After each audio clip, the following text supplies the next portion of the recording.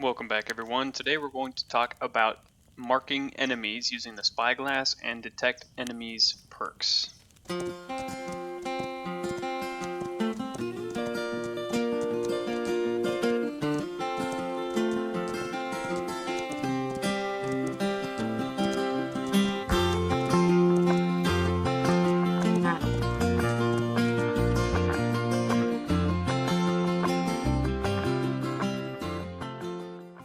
As usual, here's a chart showing all of the numbers related to each of these perks, and we'll talk about these as we get through the video. So the first tier has about a 3 times zoom, and you can see that right here, which is pretty good for 750 skill points.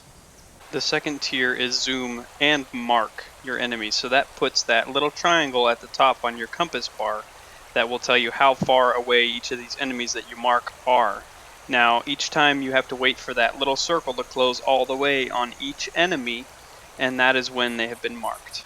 The third and final tier of the Spyglass takes less time, so it goes from 8 to 3 seconds, and so you can mark enemies much quicker. That circle closes a lot quicker.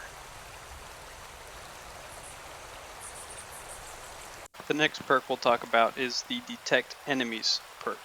Now this will send an expanding circle away from your player out, and so this would be useful for marking people on the opposite side of a wall that you can't see with your Spyglass.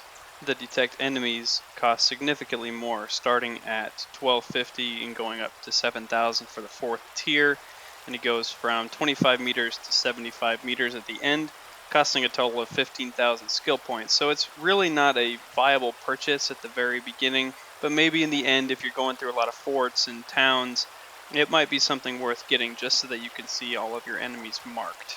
Also remember, the higher tier you go, the farther out it goes, the longer it takes to expand.